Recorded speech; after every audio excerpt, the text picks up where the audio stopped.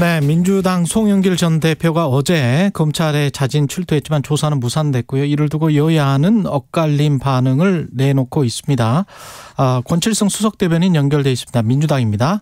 안녕하세요. 예, 반갑습니다. 권칠성입니다. 예, 어제 송영길 전 대표는 당연히 이제 검찰에서 응하지 않을 걸 알았을 텐데 왜 갔을까요? 글쎄요, 개인적인 생각이 제가 알 수가 없지만 아마 이제 측근들 비롯해서 이제 연구소 등등 이렇게 압수수색이 6군데가 들어갔다고 합니다. 예. 그렇게 되면 이제 주위 사람들이 많은 부담도 갖게 되고 이제 본인도 많은 부담을 느꼈겠죠. 그래서 이제 본인이 가서 이제 자신이 모든 책임을 해서 진술도 하고 좀 하면은 이제 주위 사람들이 좀 편안하게 할 수도 있겠다 이런 생각을 했을지도 모르겠습니다. 예. 그 자진 출석이 원래 실효성은 없어 보이긴 하는데 이게 또 조응천 의원은 나중에 혹시 구속영장이 오면 이게 도주의사가 없다는 거를 보여줬기 때문에 기각의 명분을 쌓은 것일 수도 있다. 조응천 의원은 그렇게 해석을 하던데요. 다 개별적인 생각들이니까 뭐가 맞다고 하는 거는 특히 또 송 전 대표 내심의 생각을 제가 이렇게 맞춰서 말씀드리긴 좀 어렵다고 생각됩니다. 그래요. 윤관석, 이성만 의원 지금 녹취록에 나온 의원들은 탈당 문제를 두고 좀 의원총회 같은 거를 하나요? 오늘 의원총회가 있는데 자연스럽게 그런 이야기도 나오지 않을까 싶습니다. 그래요. 그러면 오늘 의원총회에서 어떤 확실한 결론이나 이런 게 나올까요? 거기까지는 제가 좀 예측하기가 어렵습니다. 이제 우리 당 소속 의원들의 좀 총의를 모으는 과정들이 필요하니까요. 예. 그 대변인님 그 느낌으로는 어떻습니까? 당 의원들의 분위기가 어떻게 풀어 나가는 게 현명하다라고 생각을 하고 있나요? 정확하게 말씀드리긴 좀 어려운데요. 예. 지금 현재의 상태로 계속 진행되기는 어려운 거 아니냐. 힘들다. 그래서 이제 본인들도 그렇고 또 당 입장에서도 그렇고 현 상태를 계속 유지해 나가기는 어려운 거 아닌가 하는 게 중론이라고 저는 개인적으로는 그렇게 판단하고 있습니다. 본인들이라는 거는 송영길 전 대표는 탈당했고 다른 두 의원들 말씀하시는 거죠? 거론된 두 분. 윤관석, 이성만. 박강원 새 원내대표가 와서 뽑혀서 지금 이재명 대표 체제에 뭔가 변화 같은 게 있을까요? 어떻게 보세요? 글쎄요, 특별한 변화는 없어 보이고요. 이제 한 20년 정도 전부터 우리나라 정당이 이제 과거에 원내 총무에서 원내 대표로 이렇게 격상이 되면서 이제 당 대표와 원내 대표가 그 업무에 있어서 또 역할에 있어서 상당히 독립적으로 이제 분리가 돼 있습니다. 독립적 체계를 갖고 있거든요. 그래서 이건 이미 우리나라의 오래된 저는 전통이라고 생각합니다. 그래서 특별한 변화가 있거나 그리고 박홍근 원내대표 체제 때 비해서 특별한 변화가 있거나 그러지는 않을 겁니다. 그래요. 어제 경기도지사 김동연 지사가 저희 프로에 나왔었는데 당이 황골탈퇴 수준으로 정치적 책임을 져야 한다. 근데 정치적 책임이 참 모호한 것 같아요. 어떻게 해야 정치적 책임을 지는 걸까요? 네, 그런 것들은 이제 그 뜻을 모아봐야 되는 것이죠. 모아봐서 어떤 방식으로 할 것인가 좀 국민들이 보시기에 좀 시원하고 화끈하게 정치적 책임을 질 수 있는 방법이 있다면 저희들이 주저할 이유가 하나도 없습니다. 그런데 최근에 이 돈봉투 관련된 사건은 사법적인 처리와 직결되어 있는 문제이지 않습니까? 그리고 또 진상 파악을 당이 자체적으로 하는데 굉장한 어려움을 겪기 때문에 이제 정치적인 책임을 진다고 하는 것도 그런 사실관계에 근거해야 되지 않겠습니까? 그런 부분에서 약간의 좀 시간도 걸리고 또 좀 신중한 측면도 있다고 봅니다. 물론 이제 정치적인 책임이라는 게 사실관계에 근거해서 해야 되는 거는 맞는데 그럼에도 불구하고 정치적이라는 그 단어에는 그동안 쌓여온 이미지, 황골 탈 때 네. 쇄신 뭐 네.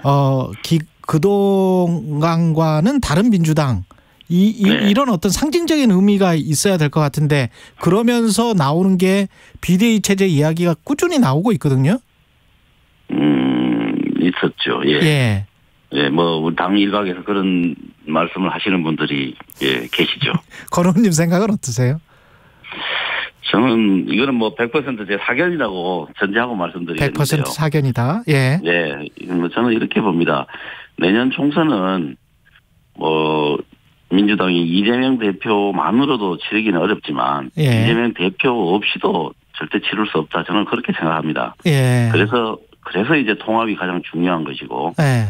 그래서 이번에 이제 박강원 원내대표께서도 슬로건이 담대한 변화와 견고한 통합 이렇게 정하셨더라고요. 예. 그래서 이런 게 그 슬로건을 보면 지금 우리 당이 어떻게 나가야 되는지 변화라고 하는 것은 정치적 어떤 혁신, 정당의 혁신을 이야기하실 거고 예. 한 것이라고 보고 견고한 통합이라고 하는 것은 그 당의 약간의 이제 분열적 상황들을 확장적으로 통합한다. 저는 뭐 그렇게 보고 이게 내년 총선을 치르는 민주당의 기본적인 전략으로서 적절하다고 생각합니다.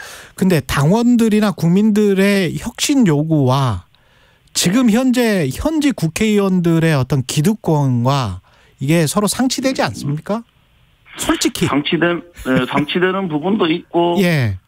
또 일치하는 부분도 있고 그렇습니다. 아, 그래요? 예. 예.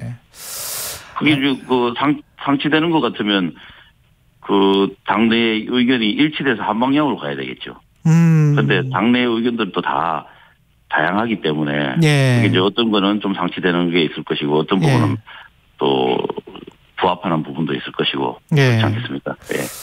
어떤 기득권을 내려놔야 되는지와 관련해서도 치열한 토론이 있어야 될 것 같군요. 민주당은 지금 그걸 하고 있습니다. 예. 그런 부분들을 준비하고 있고 실무적으로는 상당히 좀 준비가 되어 있고요. 예. 그런 부분에 대해서 이제 향후 국민들한테 공개하고 또 우리도 내부적으로 더 토론하는 그런 시간이 있을 것입니다.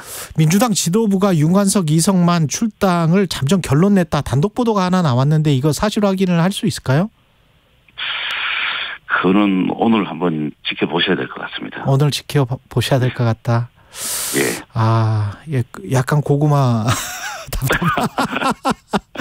답답한 느낌인데 그 단독 보도가 나왔으면 거의 지금 전반적으로 퍼졌다는 이야기인데 여의도 정가에는. 글쎄요.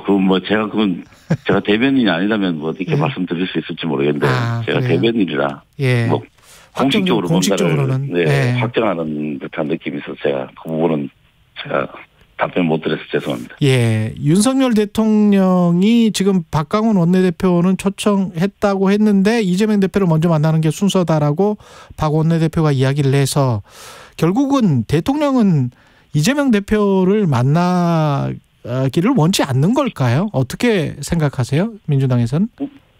뭐 형식으로만 보면 그렇게 보이지 않습니까? 국민들도 다 그렇게 볼 것 같은데요. 예.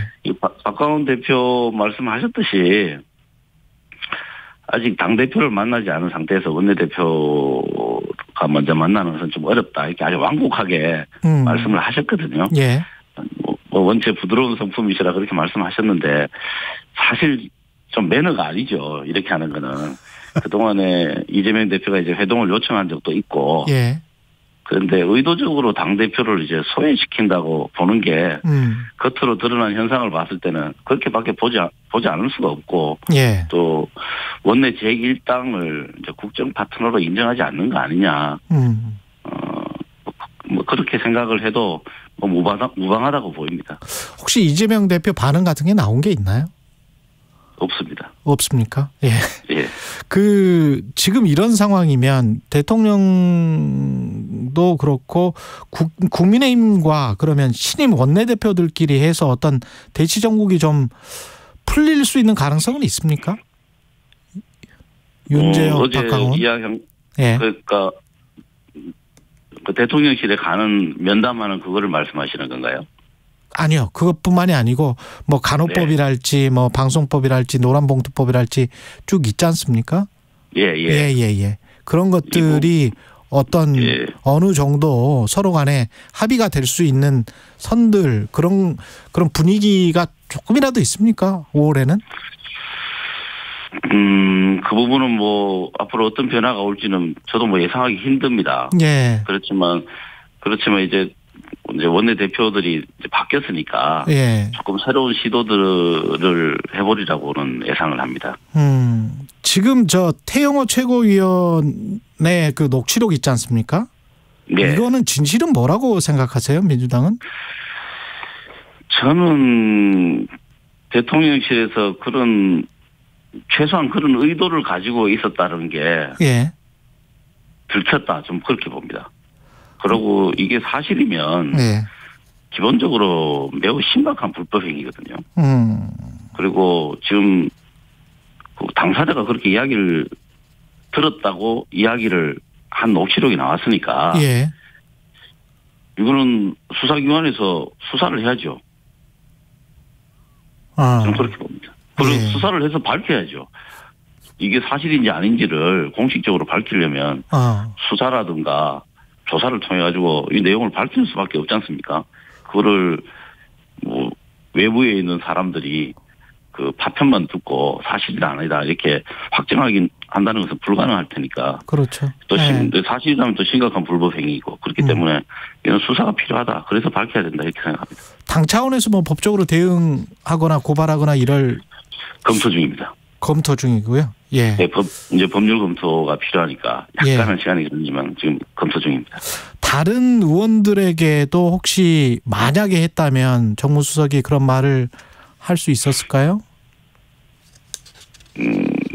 뭐 하여간 했다면 심각한 상황입니다. 했다면 심각한 상황이죠. 예전에 박근혜 전 대통령이 이 공천개입건으로 징역 2년을 선고받았잖아요. 그때 수사하신 분이 누군지 혹시 아십니까? 중앙지검장 알고 있습니다. 여기까지 하겠습니다.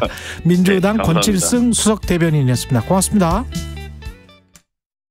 경북 울진에서 대형 산불이 발생했습니다. 봄철 동안 이틀에 한 번꼴로 산불이 발생했습니다. 산불 피해지를